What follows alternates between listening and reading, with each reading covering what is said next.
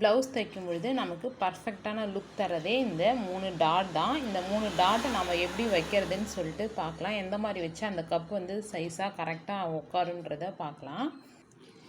First இந்த ஷோல்டருக்கு 2 side ஷோல்டருக்கு நடுவில் இந்த டேப்பை வச்சு நாம் கீழேருந்து ஒரு 2.5 இன்ச்சு நேராக டேப்பை வந்து ஷோல்டருக்கு நடுவில் வச்சு 2.5 இன்ச்சு இருக்குது இல்லைங்களா, இந்த இடத்துல 2.5 இன்ச்சுக்கு மார்க் பண்ணிக்கலாம்.